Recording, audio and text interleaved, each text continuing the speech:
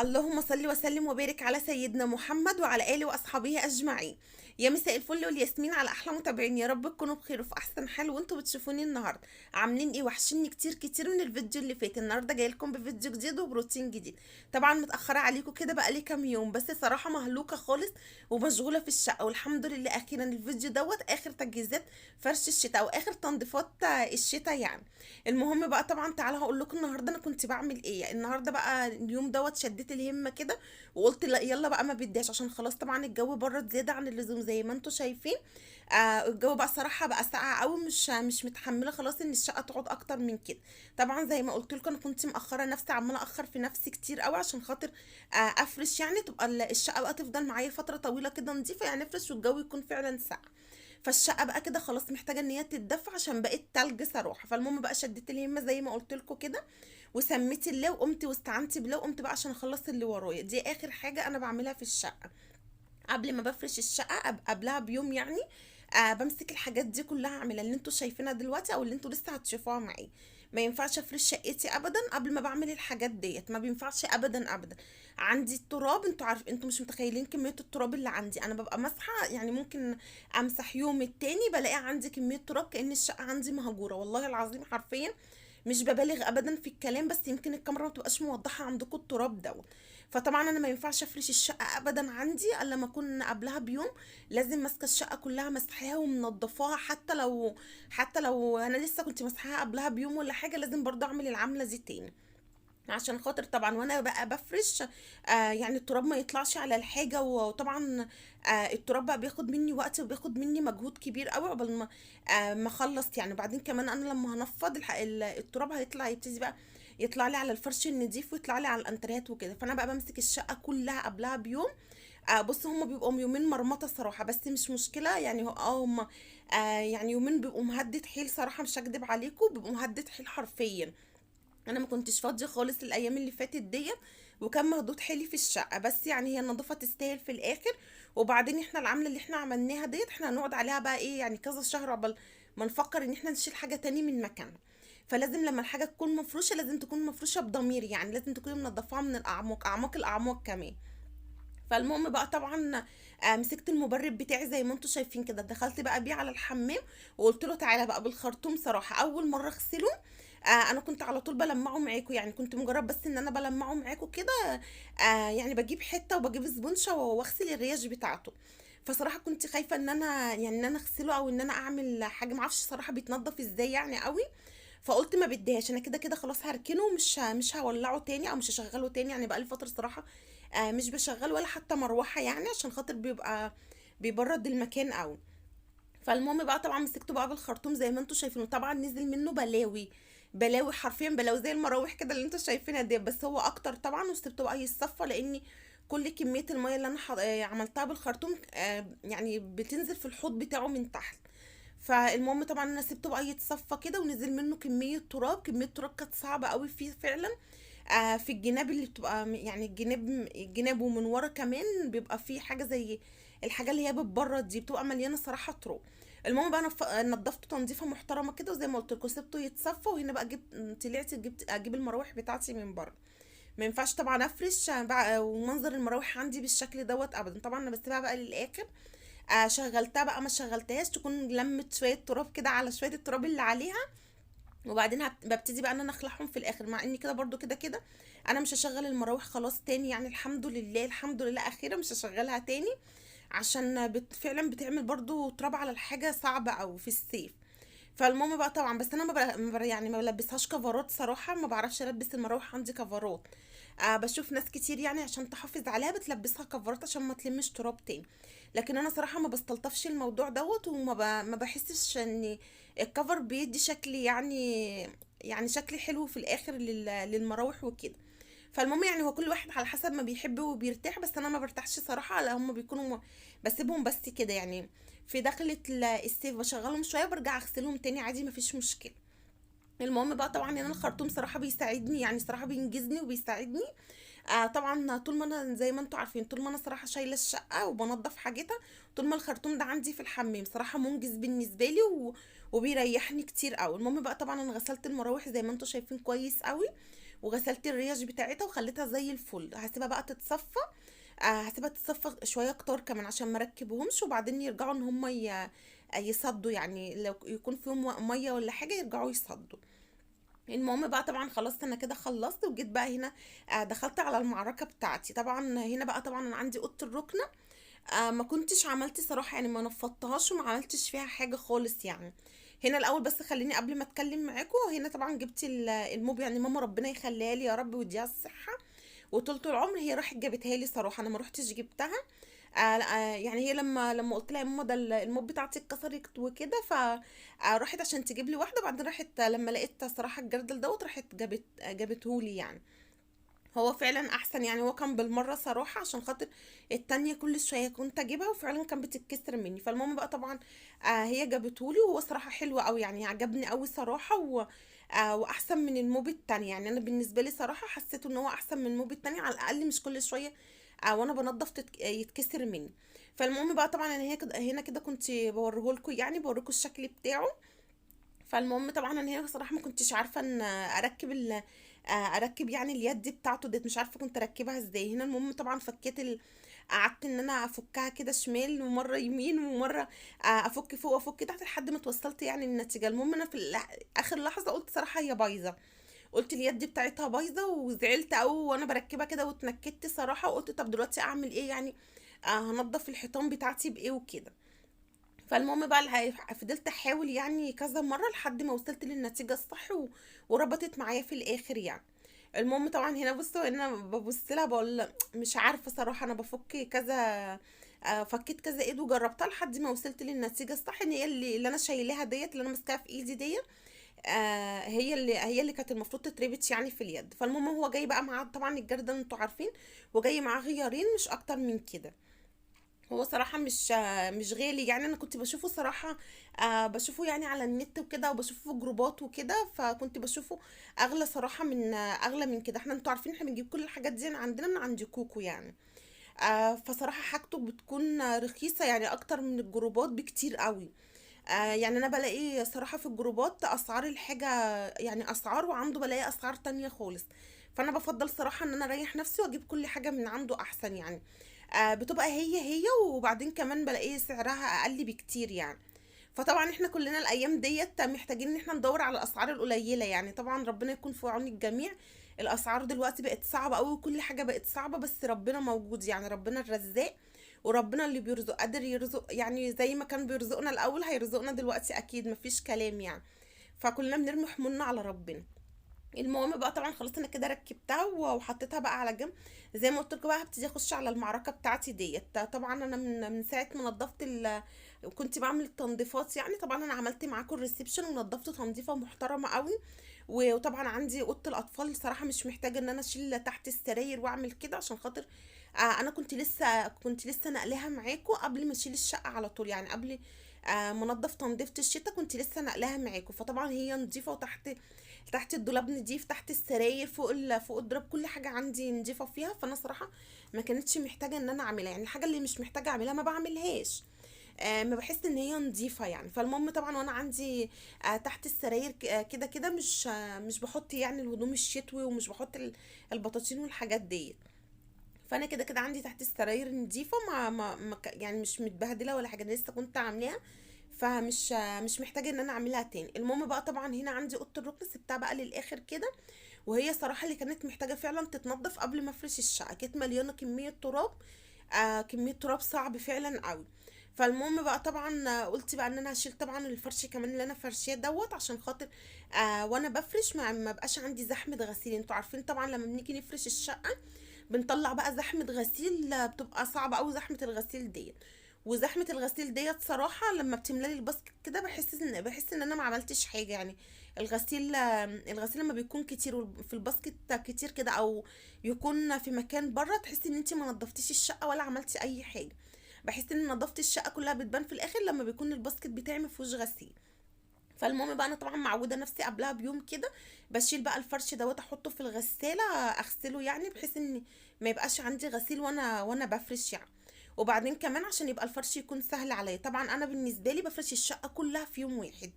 ما انا بالنسبه لي مش بفرش الشقه بتاعتي اوض اوض، يعني انا ما بعرفش افرش الشقه بتاعتي اوض اوض. ليه؟ لان احنا بيت عيله، يعني احنا البيت بتاعنا بيت عيله. وبعدين عموما بيت عيله او بيت فيه اطفال، صعب قوي ان انت تفرشي اوضه اوضه في الشقه. يعني ازاي ان انا افرش مثلا اوضه الاطفال ويكون عندي اطفال ويخشوا يناموا او يطلعوا ويخشوا؟ طبيعي ان احنا لازم تحتاجي حاجه من الاوضه ديت، طبيعي ان انت تفضلي داخله خارجه طول النهار فيها. فبحس ان صراحه الاوضه اتبهدلت معايا، وعقبال ما افرش بقيه الشقه تكون الاوضه ديت محتاجه تتعمل من اول وجديد. فانا صراحه ما عنديش المبدأ ده خالص، ان انا امسك الشقه كلها، ان انا قصدي امسك الشقه اوضه اوضه افرشها. مع المبدأ ده صراحه عندي مش موجود خالص، الا في حاله واحده. يعني انا ممكن المبدأ ده يعني ممكن يجوز لو عروسه، يعني لو عروسه وما معكيش اطفال وكده. وطبعا طبيعي بيبقى في اوض ما بتقعديش فيها، انت مش معقوله تقعدي في كل الاوض، في اوض بتكوني برضو محافظه عليها ومحدش بيخشها وكده، فممكن تفرشيها دي قبلها بيوم قبلها بيومين، فدي عادي يعني مش مشكله. لكن بيت عيله او بيت فيه اطفال صعب قوي ان يتفرش اوضه اوضه. فانا بالنسبه لي صراحه ما عنديش المبدأ ده، زي ما بقول لكم ان انا امسك اوضه كل يوم افرش اوضه يعني. فانا بمسك الشقه كلها في يوم واحد، بمسكها صراحة كلها افرشها. فطبعا ده بيكون مجهود عليا كبير قوي صراحة، لان انا كمان بفرشها لوحدي، فبيكون صراحة مجهود يعني بيكون مجهود عليا مش هقول لكم لا. وطبعا يعني انا بطلع افرش الستاير وبفرش الفرش وامسح وافرش السجاد وافرش السراير، فطبعا بيكون مجهود عليا مش هكدب عليكم يعني. فالمهم بقى طبعا قبلها انا بقى يعني قبلها بيوم زي ما انتم شايفين كده بحاول ان انا اخفف على نفسي الشغل شوية. يعني انا بجزأ الشغل بتاعي او فرش الشقة على يومين، او اليوم اللي قبل ما افرش بعمل اللي انتوا بقى شايفينه دوت. ده طبيعي يعني، عشان خاطر لما اجي افرش بقى بيبقى مجرد بس الفرش يعني. بلاقي كل حاجة قدامي نظيفة وكل حاجة قدامي مرتبة ومنظمة، مجرد بس ان انا بجيب الفرش بتاعي افرش، يعني مجرد اعلق الستاير، بفرش الانتريهات، بفرش السراير، بس مش اكتر من كده. وبعدين برجع بقى ان انا المع الارض بتاعتي وافرش السجاد. يعني الموضوع بيكون اسهل شوية، يعني شوية مش هكدب عليكم، مش كتير بس بيكون اسهل عليا شوية صراحة. غير بقى ما انا طبعا ان انا مثلا قبل ما افرش اجر ورا الحاجة افضل امسح. ما طبيعي ان انا مش معقول هفرش افرش الحاجة يعني، ويكون يعني افرش الفرش النضيف ويكون ورا الانتريهات ويكون ورا الحاجة عندي مش نضيفة. ده طبعا مستحيل، يعني يبقى انا ما عملتش اي حاجة وكل اللي انا عملته دوت هديته في لحظة. فالمهم بقى طبعا جبت الموب بقى طبعا اللذيذه ديت صراحه، حطيت فيها شويه ميه وحطيت شويه كلوريكس الوان وقلت يلا. هو انا ما كنتش عايزه اعمل الحيطان يعني مش هكدب عليكم، بس انا حسيت ان هي مطربه، حسيت صراحه ان هي مطربه. عندي الاوضه ديت والريسبشن يا لهوي على التراب، صعبين قوي صعبين. يعني انا في اليوم دوت صراحه اخويا كان موجود فبيقول لي بيقول لي هو احنا التراب ده كله، يعني انا مش فاهم هو التراب ده كله بيجي لنا منين والله العظيم. قلت له من الشباك ومن البلكونه. قال لي طب هو دول مش هينفعوا يتقفلوا؟ لا قلت له لا طبعا مش هينفع ابدا ان هم يتقفلوا. فهم صراحه يعني بيرمولي كميه تراب في الشقه، لو ايدي مش فيها الشقه كانها تبقى مهجوره. فالمهم بقى زي ما بقول لكم كده حسيت ان الحيطان مطربه صراحه. فقلت بقى ما بديهاش شويه كلور الوان كده وشويه ميه ومسكت بقى الموب بتاعتي شجعتني، يعني انا مش هكدب عليكم، هي الموب كده كده شجعتني يعني. فالمهم طبعا مسكت الحيطان بقى زي ما انتم شايفين، بصوا بتلمع، يعني هي بترجع تلمع مجرد ما بتمشي عليها الموب كده، بترجع تلمع وتبقى زي الفل. اي ترابه اي حاجه بتكون عليها اي مثلا اتساخ اي بصمات بتكون على الحيطه بتنضف وبتبقى زي الفل معاك. بس اهم حاجه لو الحيطان بتاعتك بتتغسل، يعني لو الحيطان بتاعتك بتتلمع كده، مش تتغسل بمعنى تتغسل ان انت تجيبي سبونشه وتدعكي في الحيطه وكده، لا يعني احنا بنعملها كده يعني بنلمعها بس مش اكتر من كده. لو بتتعمل كده، لو هي ما بتتعملش كده بلاش. يعني انا بقول لكم دايما بلاش عشان خاطر الحيطه ما تبصمش يعني او تعمل علامات وكده ويبقى المنظر الحيطه شكلها مش حلو. فالمهم بقى طبعا خلاص انا كده كنت يعني قربت اخلص الاوضه بتاعتي كلها كده وبقت زي الفل صراحه. حسيت ان هي نورت وحسيت ان هي فعلا كانت محتاجه ان هي تتعمل، يعني حمدت ربنا ان انا عملتها. هو انا زي ما قلت لكم يعني في اليوم دوت ما كانش في دماغي ان انا امسك صراحه الحيطان انضفها، كنت همسك بس الارض اغسلها وكنت هنضف من ورا الحاجه، وكنت هغسل شبابيك الالمونتان بتاعتي تاني زي ما انتم شايفين كده. طبعا انا كده خلاص كنت خلصت بقى، وابتديت بقى ان انا اجيب المقشه بتاعتي وابتديت بقى اجيب الميه والاريال يعني، حطيت صراحه اريال وشويه كلور الوان كمان. هتقولي ايه، طب ما انت لسه عامله الشبابيك؟ طيب ما انا لسه عاملاهم. هم بقى عقبال طبعا ما انا خلصت التنظيفات اللي كانت ورايا، طبعا اتجمعت تاني عليهم تراب. مش ما هو انت بتعمليش الحاجه وتفضل قاعده، يعني قاعده يعني في حالها صراحه، لا، ما انت بتعملي الحاجه وبترجع تتبهدل تاني. ومع ان طبعا خلاص انا كده هفرش، فلازم اعمل كده يعني، لازم افنش بقى وامسك الحاجه كلها انا انضفها تاني. فالمهم بقى طبعا مسكت الشباك بتاعي كده، غسلته بقى غسله محترمه، يعني محترمه يعني، مش غسله اي كلام صراحه، غسلته غسله محترمه عشان خاطر اي تراب بقى في المجرى اي حاجه تطلع معايا. وصراحه بقى زي الفل، طبعا بيسهل عليا. بصوا انتوا لو واخدين بالكم، بصوا كميه التراب، انا مش بتبلى يعني ان انا عايزه امسك السيراميك اغسله، او عايزه ان انا اتعب نفسي وخلاص. لا، انا فعلا بعمل الحاجه اني محتاجه تتعمل يعني، انا محتاجه ان انا اعمل الحاجه، انضف الحاجه فعلا. دلوقتي اصلا انتوا هتشوفوا كميه تراب طالعه من الارض، هتحلفوا بالله ان انا ما كنتش بمد ايدي في الشقه ديت. فالمهم طبعا خلاص انا كده عملت الشباك، وابتديت بقى امسك الجزء ده وغسلته كويس قوي. هبتدي بقى ان انا اجيب الميه بتاعتي واشطف يعني الشباك. بصوا اليوم دوت كان مرمطه، بصوا عذرا بقى، عذرا للمنظر دلوقتي، المنظر الجلابيه طبعا، العبايه بتاعتي هتتبهدل وهتتبهدل ميه، فعذرا بقى يعني، استحملوني معلش ان الهدوم بتاعتي هتتبهدل يعني، فغصب عني ان اليوم دوت صراحه كان ميه وكان بهدله. طبعا انا ما كملتش معاكم بقيت اللي انا بعمله، عشان خاطر خلاص يعني انا كنت اتبهدلت قوي، وكنت خلاص كمان محتاجه ان انا في حاجات كتير كنت محتاجه ان انا انجزها يعني، وكنت عايزه اخلص. فانا صراحه ما عملتش كل اللي عملته في اليوم دوت، ما كنتش عملته معاكم يعني. انا فصلت الكاميرا كده وكملت بقى الباقي مع نفسي يعني. المهم بقى طبعا جبت الميه كده وشطفت الشباك زي ما انتم شايفين، وابتديت دلوقتي ان انا هشطف المكان دوت، هرجع الركنه بتاعتي تاني مكانها. بس الاول طبعا بالمساحه كده هزيح بقى كل التراب بقى او كل الصابون اللي كان موجود، والمكان ده هيبقى معايا زي الفل. ابتدي بقى ان انا ارجع الركنه بتاعتي كده، وابتدي بقى امسك مكان تاني يعني. طبعا دي ادوات النظافه بتاعتي معايا، ف حته حته انا بعمل يعني جزء جزء، عشان خاطر انا ما خرجتش الركنه يعني، ما اعرفش اخرج الركنه بره الاوضه، فبضطر ان انا اعمل جزء جزء. المهم بقى هرجع بقيه الركنه كده مكانها، ويبقى المكان دوت زي الفل زي ما انتم شايفين. اجي بقى ان انا افرش الستاره بتاعتي، واجي ان انا اعمل اي حاجه، يبقى الارض معايا نظيفه ما تبهدليش الفرش بتاعي. المهم بقى طبعا هو بقى يعني بشد كده خلاص، هبتدي بقى ان انا اشد كل الميه، وهرجع برضو الجزء التاني، ويبقى انا كده خلاص يعني الحمد لله خلصت من الجزء ده. المهم بقى طبعا زي ما بقول لكم يعني، انا اللي ما كملتش معاكم، بس انا طبعا مسكت برضو الريسبشن عملته نفس الوضع، ان كل الميه ديت طالعه بره على الريسبشن يعني، انا كل دوت زقه بره على الريسبشن. المهم بقى هعمل طبعا الجزء دوت برضو طبعا، وبعمل كده انا مخصوص بعمل اصلا كده عشان خاطر اغسل الوزره اللي فوق السيراميك يعني، لازم الوزره اللي فوق السيراميك ديت لازم طبعا تكون نضيفه، ان انا افرش وهي نضيفه، لان طبعا بيبقى متركم عليها تراب كتير قوي، فلازم طبعا افرش وهي تكون نضيفه يعني.